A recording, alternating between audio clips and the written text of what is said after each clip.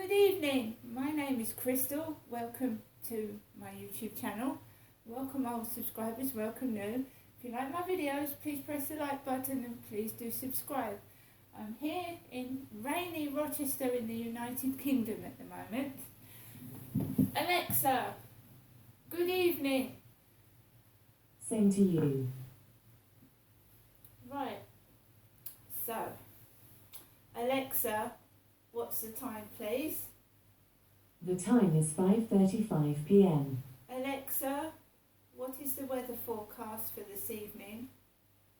This evening, in Rochester, you can expect cloudy skies, with temperatures around 0 degrees. In Rochester there's a yellow warning for snow in effect Wednesday 8th of March, 0 o'clock to Thursday 9th of March, 9 o'clock. Hi guys, like I said, I'm here at Rochester. Around,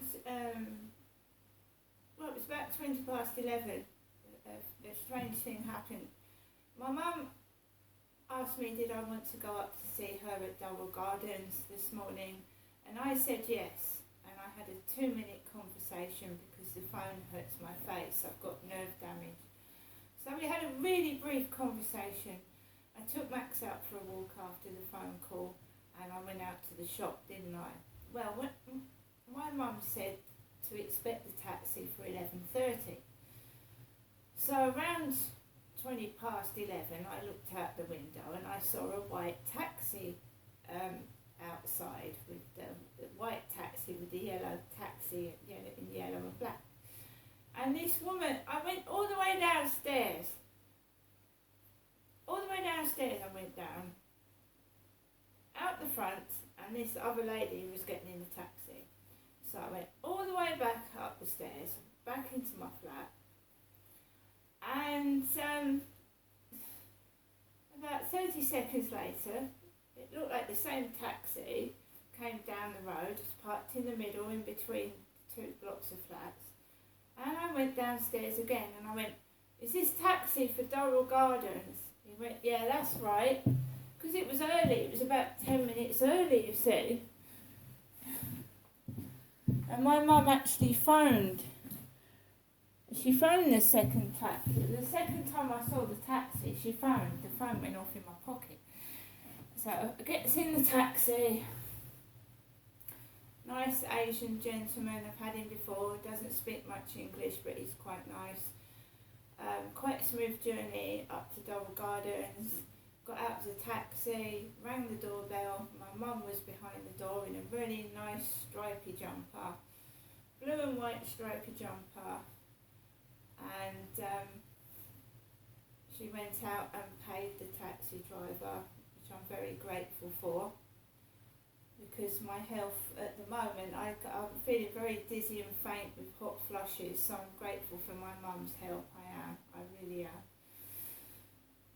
Paid for the taxi, came back in, sat down, there was a strip of chewing gums on the table, and there was like a yuzu drink. I sat down near where my father Derek used to sit, near the black lace curtains and his chair. My dad's picture, his photograph, is still hung on the wall, and my mum keeps opening the door and showing it to me. I do know it's a bit upsetting at times. So I sat down, and my mum was really, really, really, really quiet. It was like you could cut the atmosphere with a knife. She was very, very quiet. So I said, have I done something to upset you? Are you okay? She went, oh, she cheered up a bit. Put the telly on, watched the news, watched Four in a Bed, the hotel programme series. Flicked GPs behind closed doors. I love that, makes you see somebody else is in your position, watching other people being diagnosed. So watch GPs behind closed doors. There was absolutely no phone calls. My mum had said she told Sue that I was coming round, so Sue didn't knock on the door. Sue was going to see my mum later on this evening. So I've got a mobile anyway. I've got a mobile phone and people message me on that, so I didn't feel totally with nobody. People were messaging me round when I was round my mum. Later on, my mum, I didn't ask for a takeaway. My mum suggested a takeaway. May's Kitchen was closed. My mum said she rang May's Kitchen. There was a lot of music on the end of the phone, and she waited for about 15 minutes. No one answered. She then politely said that she would ring again, and then she said it's cut off. There's no one on the end of the phone. So my mum kindly got me a takeaway from Pizza Tonight. Pizza Tonight. And I didn't have a great huge takeaway. I had 1 quarter pounder, and it was delicious with mayonnaise. It was really nice. And I had some onion rings. They put it in that white paper bag, don't they? And I also got, and it was my mum, she said, go on, have some more. She said, is that all you're having? Because I had the onion rings and the burger. And she went, have some more. So I said, oh, fair enough, I'll have the chicken bites then if you want me to have something else. I don't force myself on people. So she kindly got me some chicken pieces. She did ask me if I wanted to go down the shop, but I'd rather save any money towards my electric and gas, so I didn't go down the shop. My mum eventually opened up and started chatting, like she usually does, but she was really, really quiet. And that's funny, because that's what I've been like in my flat for the whole week. So I had my takeaway, which was delicious. Mum cooked herself something to eat, because she's still very independent at the age of 76. She's very independent. She doesn't like you interfering or messing about. She knows what's what, where's where, and she doesn't want you to interfere. I'll only interfere when she wants me to help her. Then I'll interfere. The cold air fan was on, and I did go outside. I did ask my mum, could she open the French windows, because I'm getting hot flushes and I can't breathe. So she kindly opened the French windows for me. We chatted. Mum had various cups of coffee, and she gave me, my mum, as she usually does, gives me a lot of things. She said, because there is a chance of snow here in Rochester, so she said, in case you can't get out, she gave me some Maryland choc and hazelnut cookies.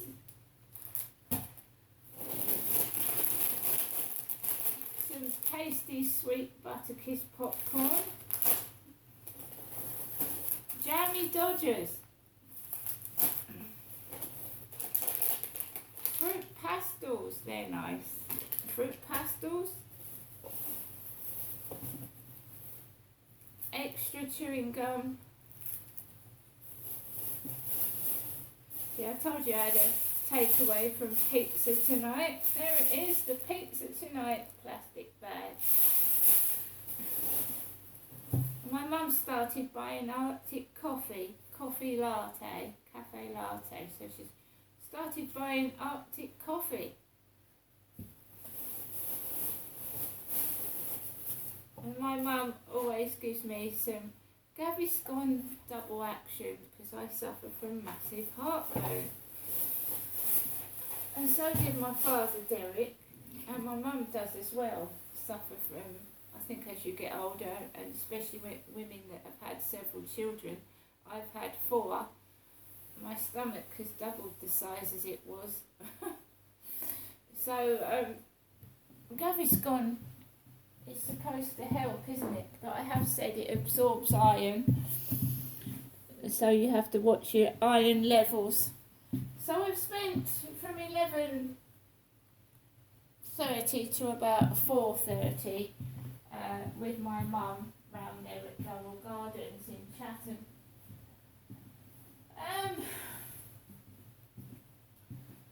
The takeaway delivery guy recognised my mum. They had a little chat on the doorstep, my mum and the takeaway guy. He remembered my mum. So they had a little chat together, which was cute.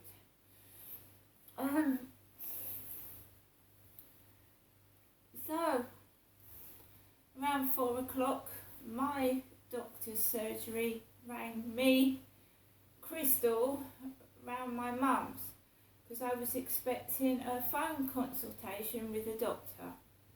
Maritime Health, this is.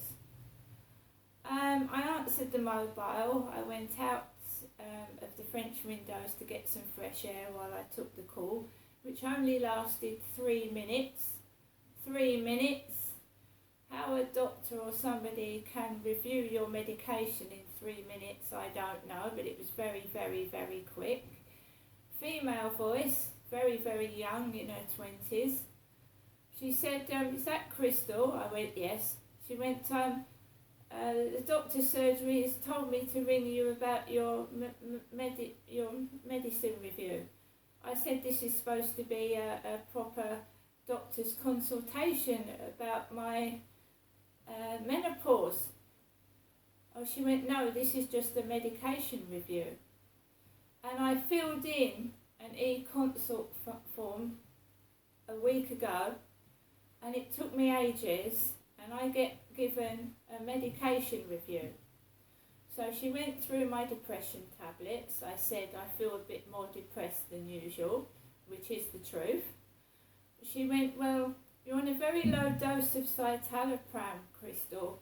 It's only like 20 milligrams. She said, if we up your medication a bit more, maybe you'll feel better, and you're going through the change, Crystal. You're bound to feel a bit like depressed. Fair enough. Then she went on to my Tizafen and my Barium cream for allergies. And then I said the heartburn tablets, I said, have you got anything I can swallow in liquid form for indigestion? Because I don't like all these tablets. And she went, no, I don't think so. And then she came up with something about like Pepto something. So it was just a medication review, basically. So they reviewed my medication over the phone, and I'm awaiting to get a proper doctor's appointment so that I can talk about my menopausal problems, premenopausal problems, which are hot flushes, feeling faint, and at times quite severe mood swings. And I mean they're severe. It's not just to be brushed to one side. I'm feeling very, very low. I'm feeling sometimes as though when I go outside for 2 minutes, I need to escape and get back indoors. And I don't understand why I'm feeling like that. Because usually I'm a person that'll go outside and won't give a hoot about what people think or say, and I'm just getting, like I want to hide behind the counter. Do you know what I mean? When I see somebody, I want to hide. I've never felt like that for ages, not since I was a kid. These strange mood swings. Like, I've never found it hard, like, really, to go out and just walk the dog. I mean, now, it's like climbing a mountain. Last night, the hot flush was so bad. I had no covers on me, and we've had like warnings of snow in Rochester, and I didn't have any covers on me, and I was sweating like a pig, and I couldn't lie down. And then I thought I was going to actually pass out lying down last night. And these are serious issues. And to get a doctor on the phone and say to you, Crystal, this is your medication review. But I've waited a week to speak to a doctor about something completely different. What's going on?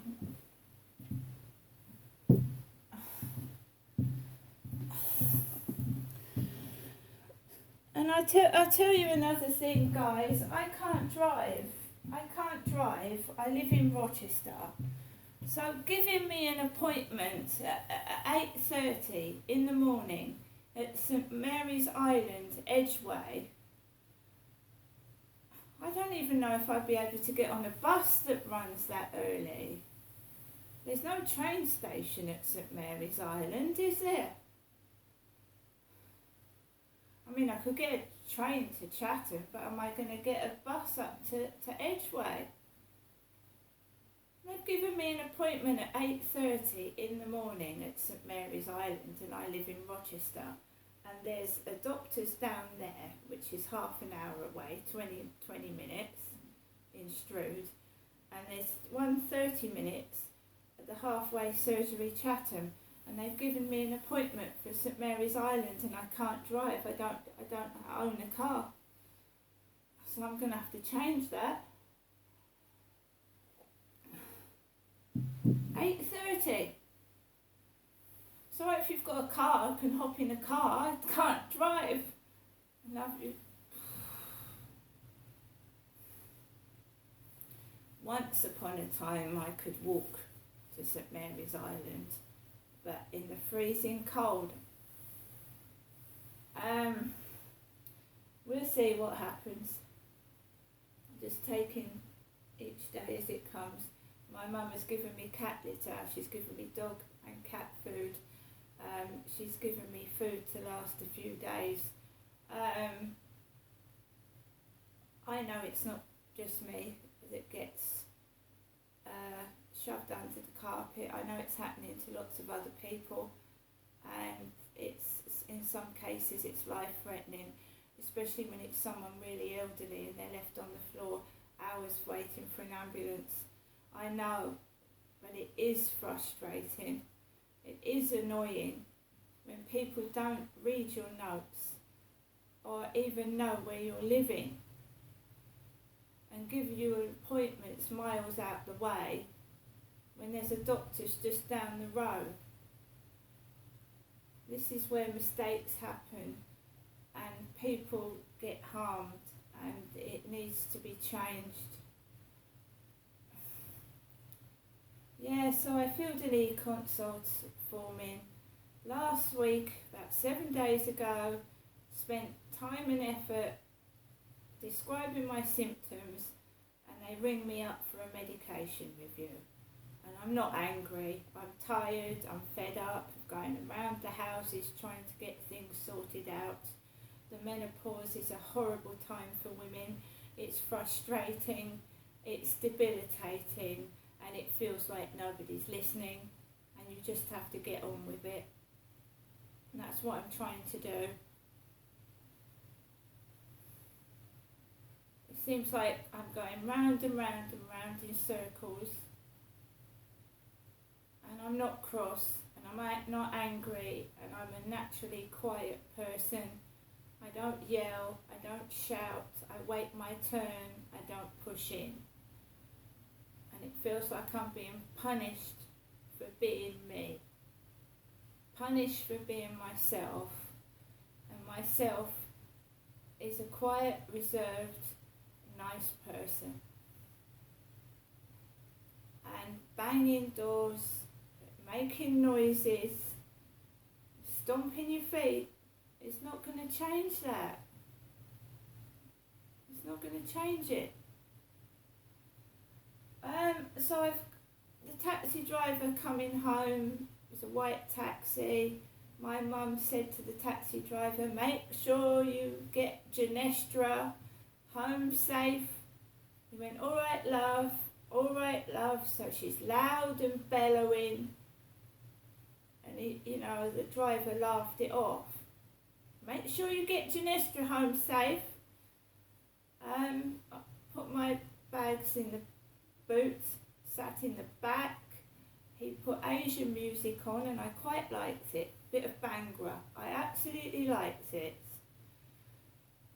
There was a hold up down the Luton Road, temporary traffic lights. There was a hold up in New Road leading up to Lansdowne Court. There was a terrible queue of cars. And then it was a smooth ride down to Corey's Road. Very smooth. About round the back of the flats. He helped me get my bags out, and I looked like a mutant ninja turtle with a red backpack. But this time the lift was working. Red backpack, 4 plastic bags, fucking heavy. Gets into the flat, out of breath, and aren't I glad to see my little baby who's grumpy. But he jumped all over me when I came in, didn't you? Didn't you? Yes. So I was glad to see my little baby, even though he's a grumpy little shit sometimes. So I was glad to see my little Chewy, and I'm indoors by myself again.